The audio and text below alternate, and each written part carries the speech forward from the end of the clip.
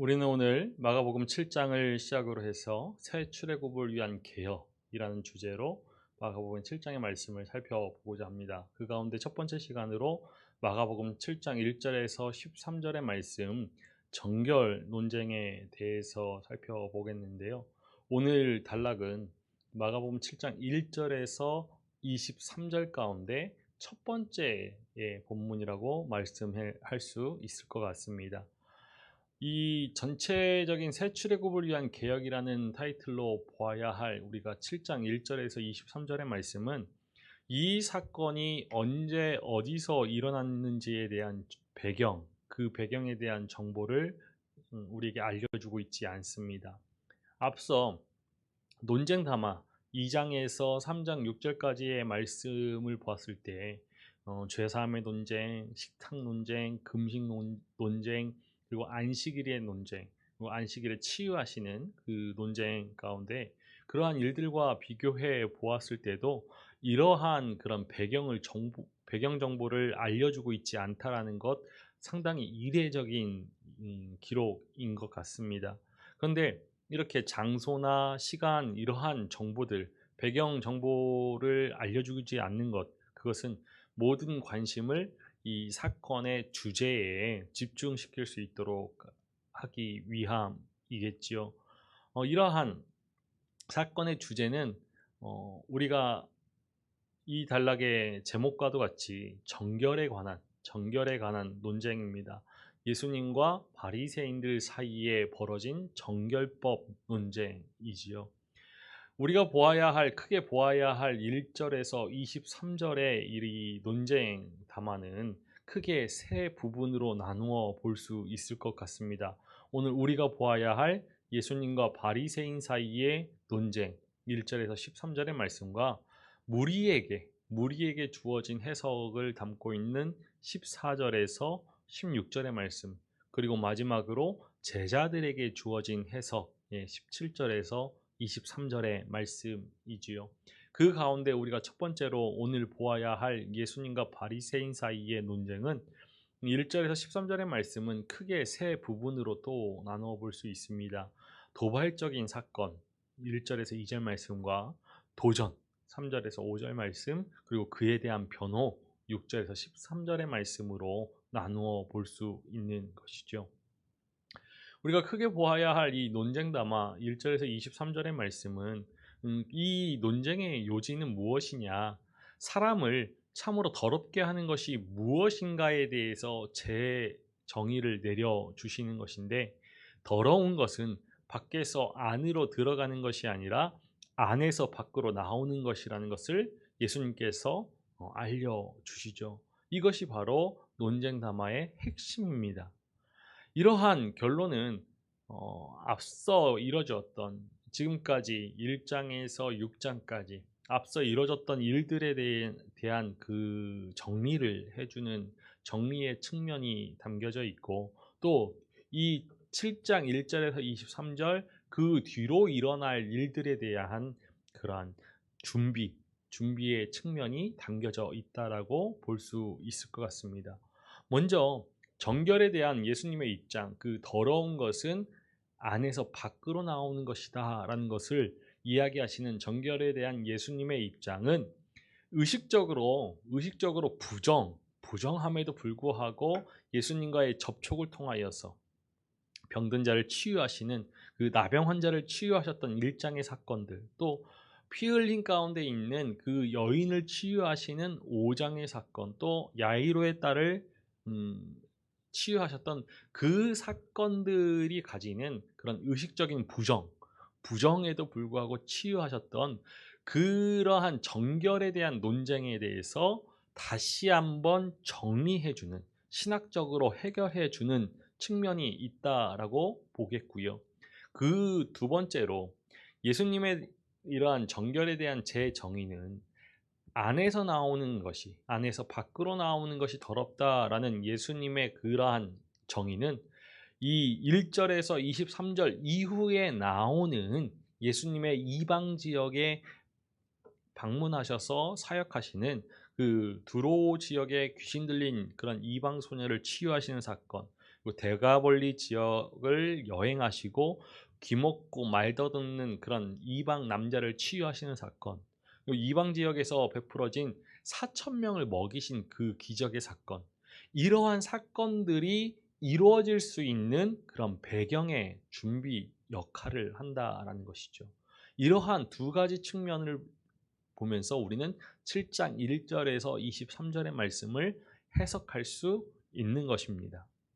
오늘 우리가 보아야 할 것은 예수님과 바리새인 사이의 논쟁입니다. 7장 1절에서 13절의 말씀이죠. 예수님의 새 출애굽 사역은 바야흐로 유대 지도자들과의 충돌을 이야기시킵니다. 유대인들은 새 출애굽을 통하여서 하나님의 구원을 간절히 기다렸지만 예수님께서는 그들이 기대하는 그러한 출애굽의 모습과는 다른 모습의 새 출애굽 구원을 가져오고 계셨죠. 그래서 바리새인들과 서기관들이 예수님께 나와서 그들이 헌신하고 있었던 그러한 새 출애굽의 운동, 그러한 새 출애굽의 운동과는 다른 예수님의 새 출애굽의 운동에 관한 모습들을 지적합니다. 우리 1절의 말씀을 읽어 보겠습니다. 바리새인들과 또 서기관 중 몇이 예루살렘에서 와서 예수께 모여들었다가, 서기관, 바리새인, 이들은 앞서 있었던 그런 논쟁, 2장에서 일어났던 그 논쟁 가운데서 예수님의 대적자로 이미 등장한 바가 있죠. 그들이 이제 바리새인들과 서기관들이 함께 모여서 예수님을 대항하기 시작하는 것입니다. 바리새인은 헤롯 왕과 함께하여서 예수님을 살해할 음모를 꾸미고 있었다라고 앞서 이야기했죠. 3장 6절 말씀에서 우리가 그 사실을 확인하였습니다. 그 서기관 역시 이미 예루살렘에서 와서 갈릴리에 와서 예수님과의 논쟁한 바 있기 때문에 유대 사이의 이 두 지도자 바리새인과 서기관의 연합은 이미 이제 예수님에 대해서 공적으로 조사하고 추궁하고 대항하기 시작하는 것이죠. 이렇듯 예수님과 이 유대 지도자들의 갈등의 골은 점점점 깊어져 가는 것을 우리가 볼 수 있습니다. 문제의 발단이 무엇이었냐? 그것은 예수님의 제자들 가운데 몇이 손을 씻지 않고 음식을 먹는 모습을 그들이 바리새인들과 서기관들이 보면서 시작되죠. 우리 2절의 말씀을 읽어보겠습니다.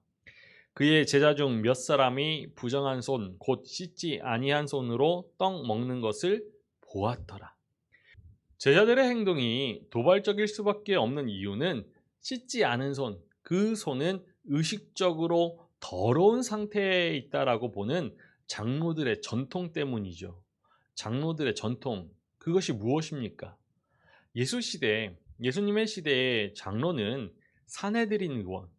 사내들인의 그런 회원을 이야기하는 용도로도 쓰였지만 이 장로들의 전통이라는 이 구문에서는 장로는 서기관을 이야기합니다.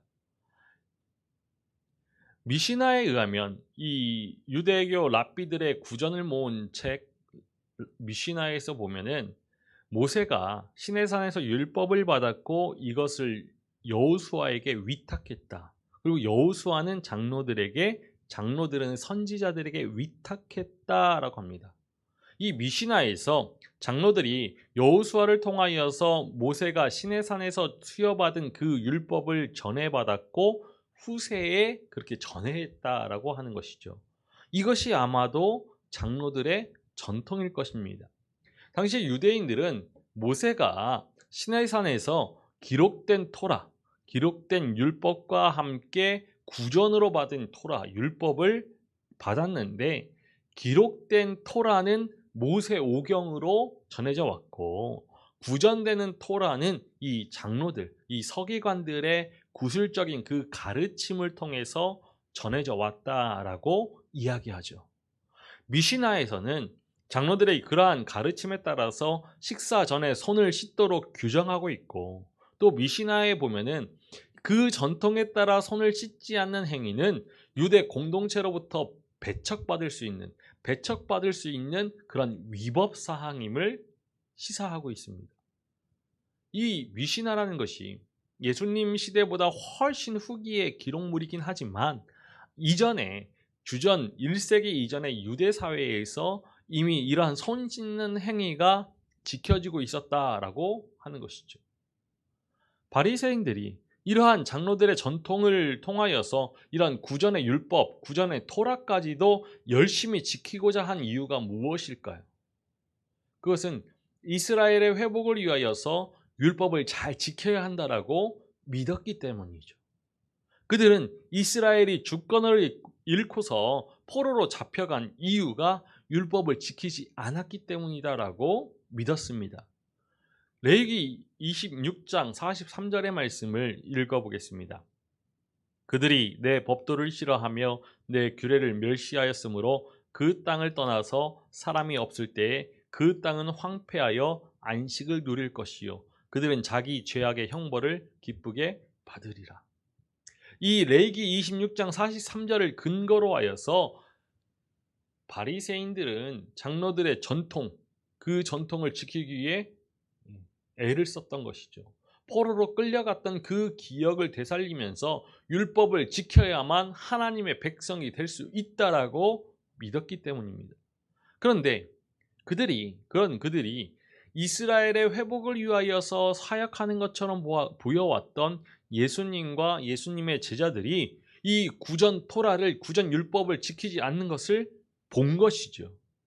제자 중 몇 사람이라는 이 말은 예수님을 따르는 제자들 가운데서 이 정결법에 관련하여서 모두가 다 12제자 모두가 다 느슨한 그런 지키지 않는 그러한 태도를 보였다라고 볼 수 없을 것입니다. 우리가 알고 있습니다. 베드로가 사도행전 10장에서 하늘에서 큰 보자기가 내려오는 그 환상을 보면서 하늘에 소리가 있어서 베드로야 일어나 잡아 먹어라 했을 때 베드로는 이렇게 답하였습니다. 우리 사도행전 10장 14절의 말씀을 읽어보겠습니다. 베드로가 이르되 주여 그럴 수 없나이다. 속되고 깨끗하지 아니한 것을 내가 결코 먹지 아니하였나이다 한데 베드로는 정결법에 있어서 철저하게 지켰던 인물로 우리가 볼 수 있는 것이죠. 다른 각도에서 본다라면은 같은 제자들인데 어떤 이는 정결법을 지키고 어떤 이는 지키지 않았다라는 그런 해석이 가능하다는 것은 이 정결법에 대해서 예수님이 가지신 그 견해는 그렇게 엄격하지 않았다. 지켜도 지키지 않아도 그 제자들을 나무라지 않았다라는 것이죠. 사실 예수님은 앞서서도 이미 이러한 율법에 관하여서 율법에 관심이 없던 이들이 만들었던 그 음식을 자유롭게 먹음으로써 바리새인들 중에 서기관들의 비난을 받은 바 있습니다. 어찌하여 세리와 죄인들과 함께 먹는가라고 비난받은 바 있죠. 그러니까 제자들이 이렇게 정결법에 관하여서 느슨한 태도를 보이는 그것은 그들의 스승인 예수님에게 책임이 있다라고 보는 것입니다. 바리새인들은 식사 전에 손을 씻었지만 예수님의 제자들이 그렇게 하지 않았습니다. 마가복음은 이러한 전통 정결법에 대해서 알지 못하는 그러한 이 복음서의 독자들, 청자들을 위하여서 바리새인들과 모든 유대인들이 지키고 있었던 그런 장로들의 전통에 대해서 말씀에서 상세히 설명해 주죠. 우리 3절과 4절의 말씀을 읽어보겠습니다. 바리새인들과 모든 유대인들은 장로들의 전통을 지키어 손을 잘 씻지 않고서는 음식을 먹지 아니하며 또 시장에서 돌아와서도 물을 뿌리지 않고서는 먹지 아니하며 그 외에도 여러 가지를 지키어 오는 것이 있으니 잔과 주발과 놋그릇을 씻음이러라. 이같이 장로들의 전통을 바리새인들 그리고 모든 유대인들이 지켰다라고 하는 이 표현은 마가복음의 문체적인 특징 가운데 하나인 과장법일 것입니다. 왜냐? 사실 사두개인들은 이런 정결법을 준수하지 않았기 때문이죠. 그러니까 바리새인들과 모든 유대인들의 사두개인들 또한 포함되는 것인데 사두개인들은 정결법을 준수하지 않았습니다. 그렇다면 바리새인들은 왜, 왜 손을 씻고 음식을 먹었을까? 앞서서도 우리가 율법에 대해서 율법을 잘 지키기 위함이었다라고 말했지만 왜 그랬을까? 이 3절과 4절에서 묘사된 것 같이 세심하고 꼼꼼하게 이 정결법을 지키는 그러한 의식은 신학적으로 본다라면은 강경한 태도를 보이는 바리새파 사람들이 성전에서 제사장들에게 요구된 정결 예식을 이 성전 밖에서도 지키려는 시도였습니다. 우리 레위기 22장 6절의 말씀을 읽어보겠습니다. 곧 이런 것에 접촉된 자는 저녁까지 부정하니 그의 몸을 물로 씻지 아니하면 그 성물을 먹지 못할지며. 이 계명은 아론의 자손들 제사장들이 성물을 먹을 때 지키는 계명이죠.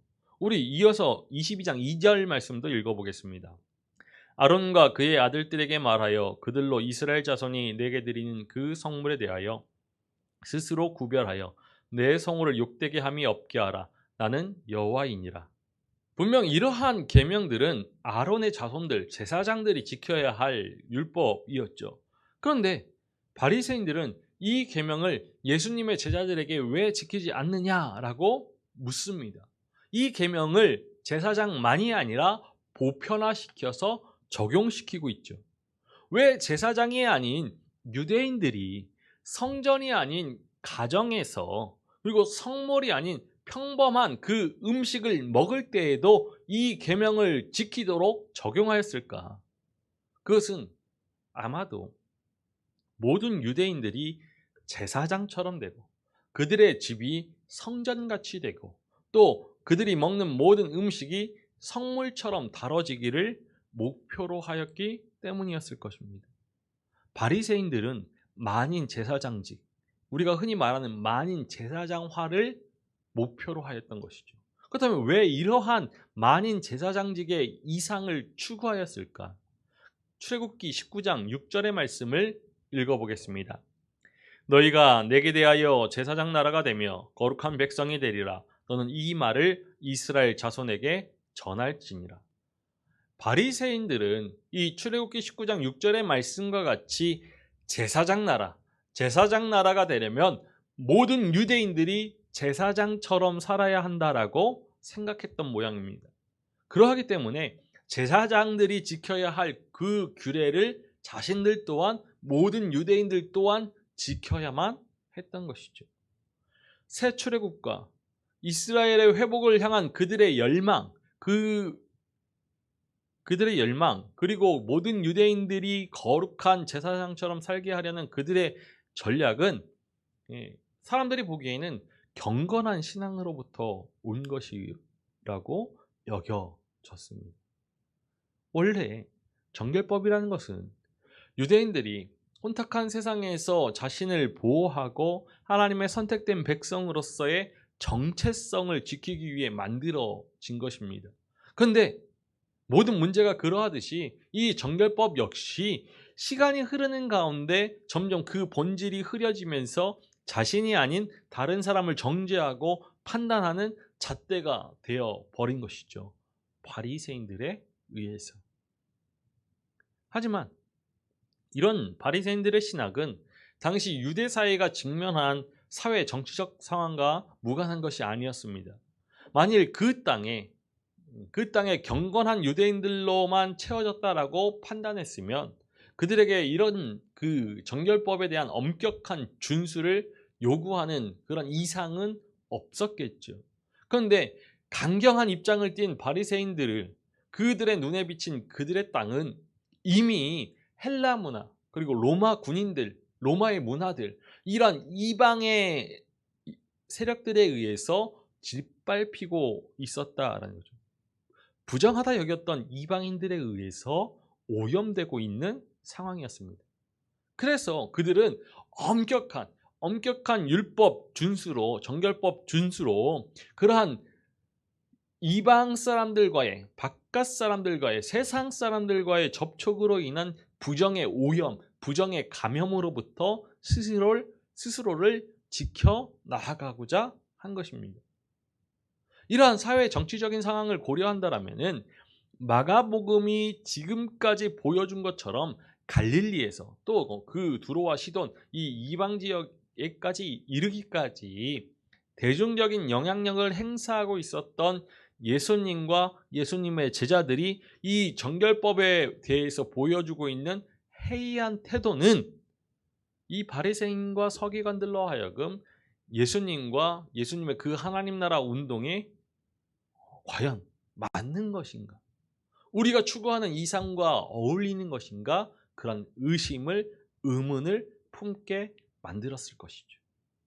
그런 중에 실제로 손을 씻지 않고 음식을 먹는 그 제자들을 바라보았을 땐 예수님과 예수님의 그 가르침이 이 유대 사회 전체의 근간을 뒤흔드는 위험한 요소라고 판단하고서 도전적인 질문을 던지게 하는 것이죠. 우리 5절의 말씀을 읽어보겠습니다. 이에 바리새인들과 서기관들이 예수께 묻되 어찌하여 당신의 제자들은 장로들의 전통을 준행하지 아니하고 부정한 손으로 떡을 먹나이까?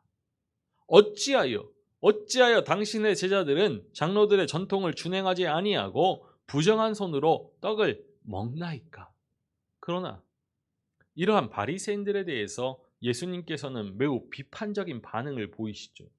이러한 도전자들에 대한 예수님의 대답은 변호하는 것이 아니라 역으로 도전하는 그러한 성격을 띠고 있습니다.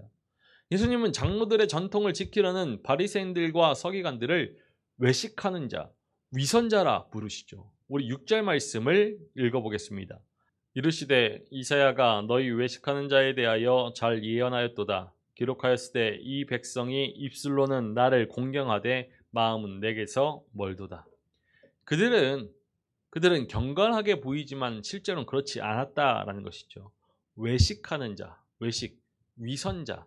이것은 고대 그리스의 연극 배우를 뜻하는 말이었지만 은유적으로는 실제와 달리 가장하는 사람을 이야기하는 것이죠. 이 맥락에서 가장하는 사람, 실제와 달리 가장하는 사람으로 외식하는 자가 쓰였음은 분명합니다. 예수님께서 이 바리새인들을 서기관들을 외식하는 자로 판단하신 이유, 그것은 말씀에서도 6절 말씀에서도 이야기하고 있지만 이사야 29장 13절 말씀을 통해서 우리가 확인할 수 있죠. 이사야가 너희 외식하는 자에 대하여서 잘 예언하였다. 이 인용된 이사야 본문은 두 부분으로 나누어 볼 수 있습니다. 첫 번째는 하나님을 입술로만 존중하고 마음은 떠나 있는 백성이다라는 것이죠. 이 백성이 입술로는 나를 공경하되 마음은 내게서 멀도다. 바리새인들의 말은 하나님을 경외하는 그 신앙들을 표현하고는 있었지만 그들의 마음은 하나님을 경외하지 않는다라는 것입니다. 마음과 말이 서로 일치하지 않는, 마음에 없는 것들을 그들의 말로 표현한다는 점에서 그것은 바로 위선이고 그들이야말로 외식하는 자라는 것이죠. 두 번째로 사람들의 계명을 교훈으로 가르치는 문제를 지적하시죠. 7절의 말씀을 읽어보겠습니다. 사람의 계명으로 교훈을 삼아 가르치니 나를 헛되이 경배하는도다 하였느니라. 그들은 하나님의 말씀이라고 가르치지만 실제로 그것은 사람들의 가르침에 불과하다라는 것입니다. 그러기에 이것은 위선입니다. 외식하는 자이죠. 바리새인들의 마음과 말이 일치하지 않는 외식은 그들이 계명을 지키는 방식에서도 드러나고 있습니다. 그들은 자기들의 전통을 지키려고 하나님의 계명을 저버리죠. 9절의 말씀입니다. 또 이르시되 너희가 너희 전통을 지키려고 하나님의 계명을 잘 저버리는도다. 그들에게는 자신들의 전통이, 장로들의 전통이 하나님의 계명보다 더 중요했습니다. 그런데 실상 그들이 지키는 전통은 사람의 전통에 불과한 것이죠. 예수님께서는 장로들의 전통을 지키는 바리새인과 서기관을 위선자, 외식하는 자라고 판단한 이유, 그들이 현실에서 하나님의 계명이라고 말하면서 지키고 있는 그것이 실제로는 사람의 전통에 불과할 뿐임을 보셨기 때문입니다.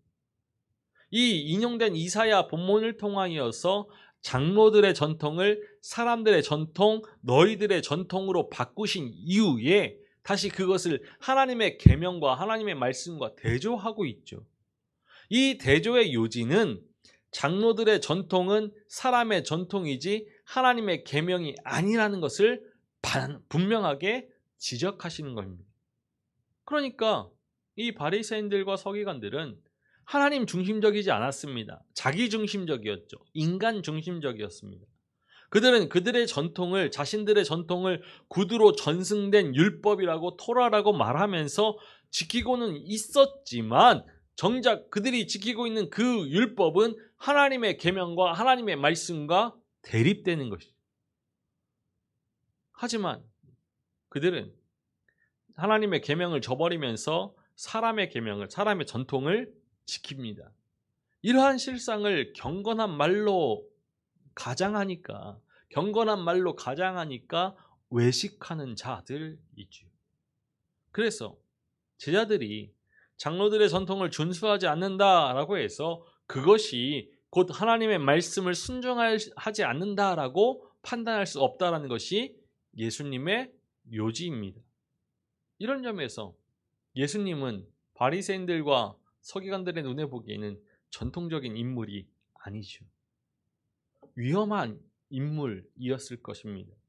그러나 중요한 것은 예수님께서 바리새인들과 서기관들이 사람의 전통을, 사람의 계명을 지키기 위해서 저버린 하나님의 계명을 무엇이라고 보셨는가?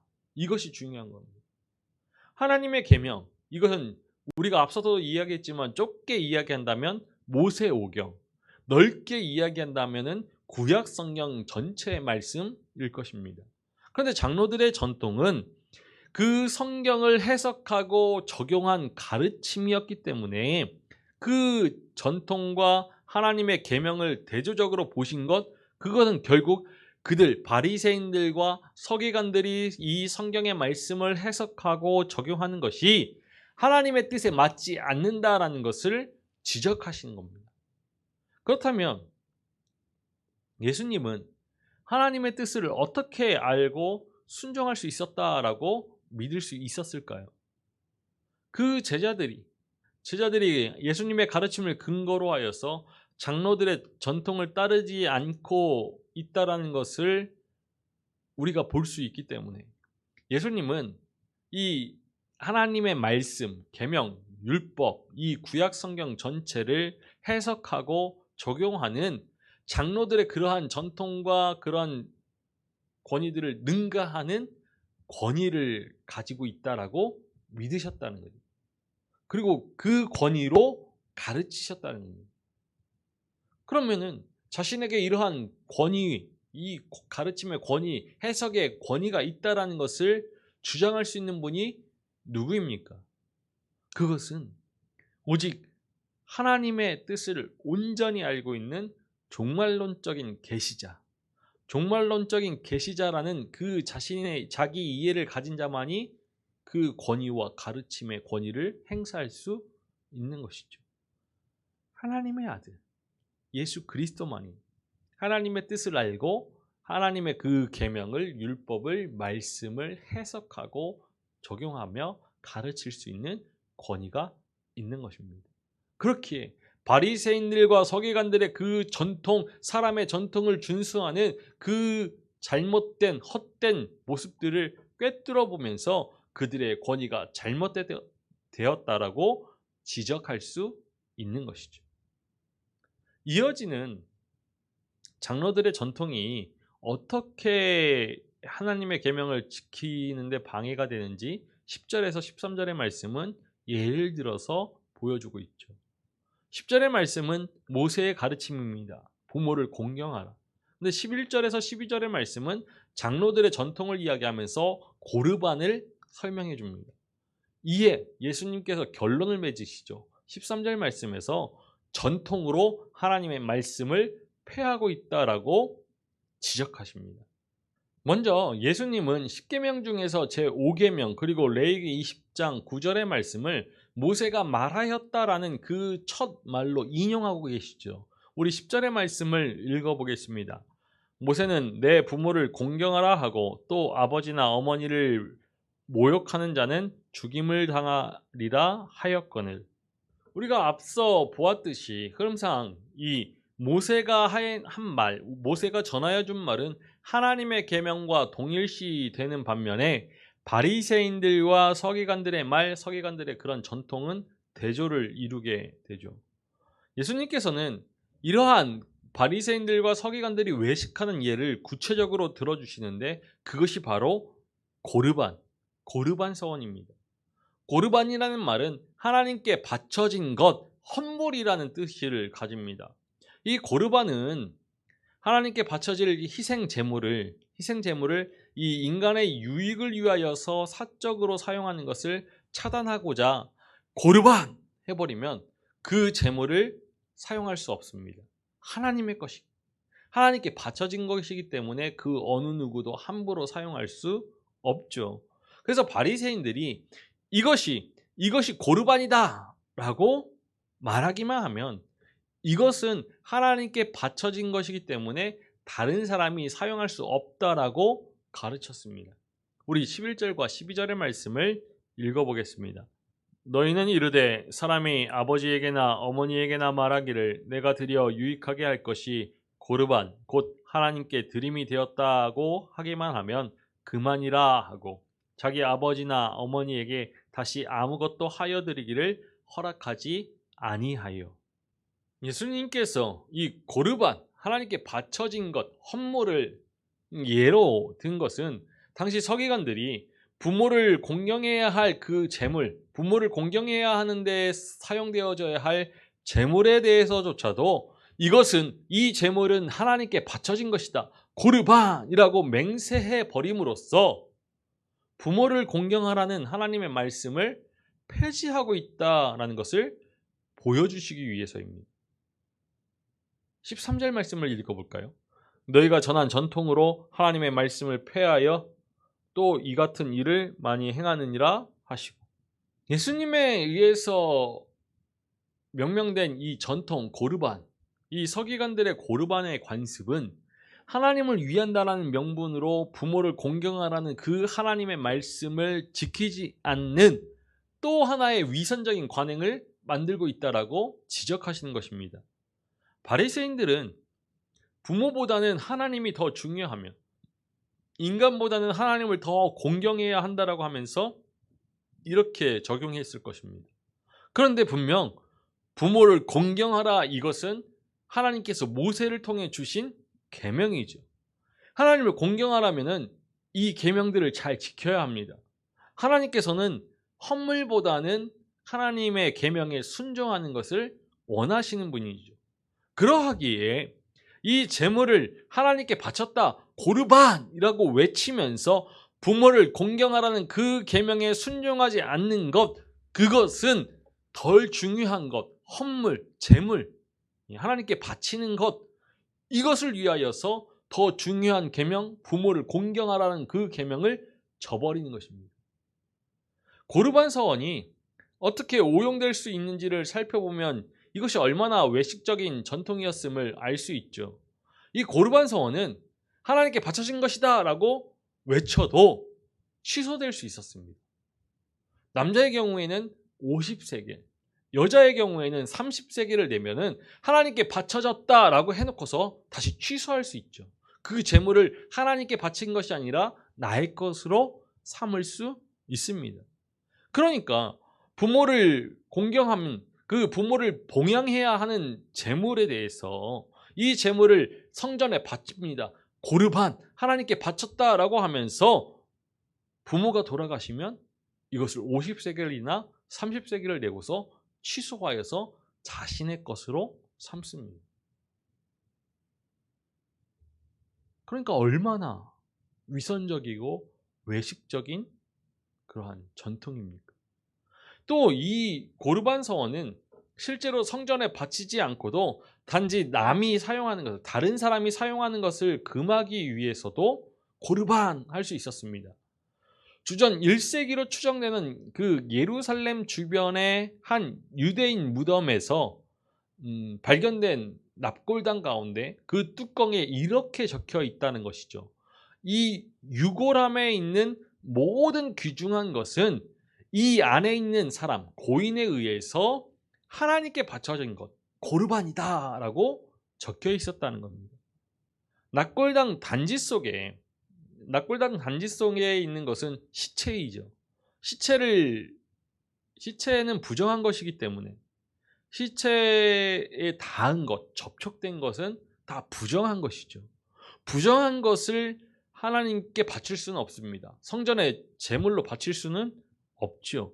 그러니까 이 고르반한 것, 이 시체 안에 같이 묻어져 있는 그러한 제물들, 금은 보화들, 이것을 이 사람이, 죽은 사람이 하나님께 바쳐진 것이다라고 하였지만, 고르반 하였지만 시체에 닿아서 부정해진 것이기 때문에 하나님께는 바쳐질 수 없고, 이 부정한 것을 다른 사람이 만질 수 없고, 또 이 제물들은 하나님께 바쳤다라고 고르반하였기 때문에 이 제물을 만지면, 이 제물을 탐하면 고르반에 접촉되는 부정이기 때문에 다른 사람이 탐할 수 없는 것이죠.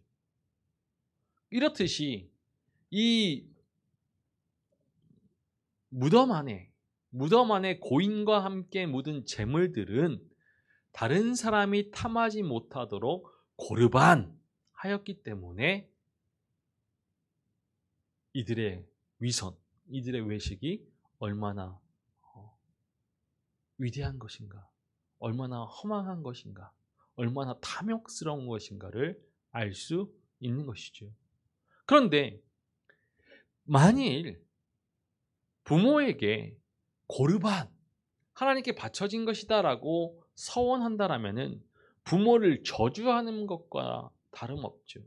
모세의 율법 가운데에서 부모를 저주하는 자는 반드시 죽이라고 하였습니다. 그런데 바리새인들은 이 고르반 서원을 부모에게 적용하는 것을 허용하도록 가르쳤습니다. 이처럼 바리새인들은 자신들이 지키는 장로들의 전통, 그것은 분명 하나님의 계명과 모순될 수밖에 없는 것이죠. 예수님께서 바리새인들이 이러한 일들을 많이 행했다라고 지적하고 계신 것입니다. 그러므로 제사장처럼 사는 거룩한 백성이 되어서 이스라엘을 회복하려는 이 바리새인들의 이상이나 하나님의 계명을 지키자라고 하는 그들의 말과는 달리 그들의 행함에 있어서는 사악한 마음이 있었다라는 것이죠. 예수님께서 왜 이러한 지적을 하셨을까? 바리새인들이 자신들의 행함의 기준으로 삼은 장로들의 전통이 하나님의 계명인 그러한 율법, 구약의 율법과 동등한 권위를 가지고 있지 않고 오히려 이렇게 율법에 모순되는 것을 보여주려고 하신 것이죠. 그러니까 장로들의 전통을 기준으로 하여서 예수님의 제자들을 비판해서는 안 되는 것이고, 그들이 그렇게 비판하고 있으니까 예수님께서 그들이 기준 삼고 있는 장로들의 전통을 하나님의 계명에 비추어서 비판하신 것입니다. 그대들의 전통으로 하나님의 말씀을 폐지하고 있다. 이 예수님의 결론적인 진술은 단연코 서기관들의 이러한 전통적 해석에 대한 비판인 것이죠. 더 작은 규정, 이 고르반을 지키고자 더 큰 율법, 부모를 공경하라는 이 율법을 저버리는 패단은 무엇이 더 큰 법인지를 구분하는 그러한 기준의 부재 탓일 가능성이 높기 때문에 예수님의 그러한 비판은 그들의 문자주의적인 그런 법 적용, 율법 적용이라고 보고 계신 것입니다. 하지만 이 단락에서 강조되어 있는 것처럼 예수님은 하나님의 계명을 준수하고자 만든 그러한 장로들의 전통과 하나님의 계명 그 자체를 이렇게 상반된 위치에 놓고 있는 것이 분명하기 때문에 마지막 우리가 보아야 할 13절의 결론은 하나님의 말씀에 대한 순종이 그들의 전통 준수 여부에 대해서 판단할 수 없다. 그들이 가지고 있는 인간의 전통을 지키는 것보다 하나님의 계명을 지키는 것이 더 옳다라는 예수님의 권위적인 선언이죠. 장로들의 전통을 지키는 지킴이로 알려진 바리새인들과 서기관들의 입장에서 본다라면은 이 선언을 하신 예수님은 분명 이 유대 사회의 근간을 뒤흔드는 위험한 인물이구나라고 판단하도록 하였을 것입니다.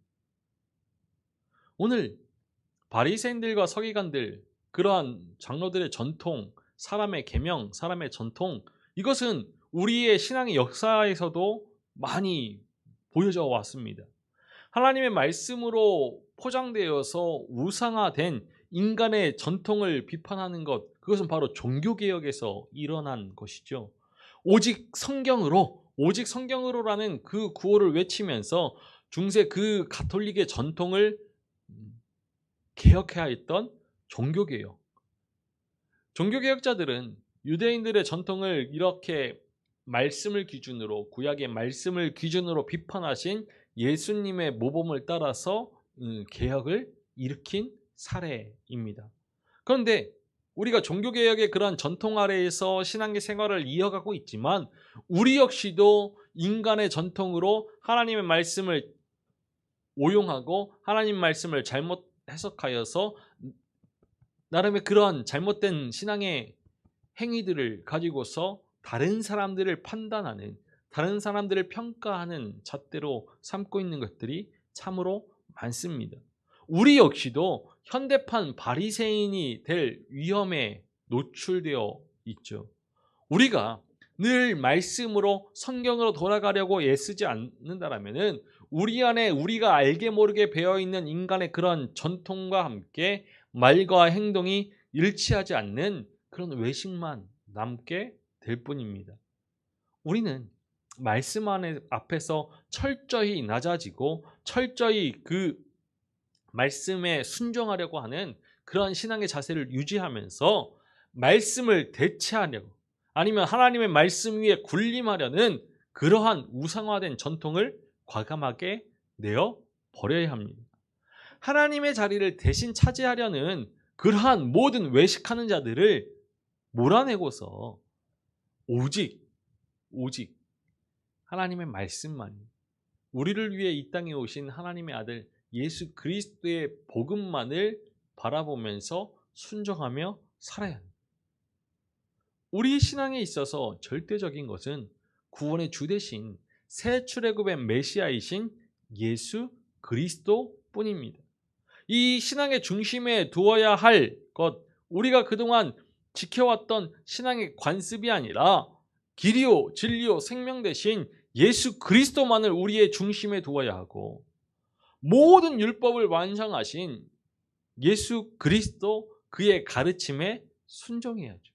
하나님을 사랑하고 이웃을 사랑하면서 우리에게 베풀어 주신 그 구원의 은총 가운데서 새 출애굽의 백성으로 마땅한 믿음의 삶을 살아내야 하는 것입니다.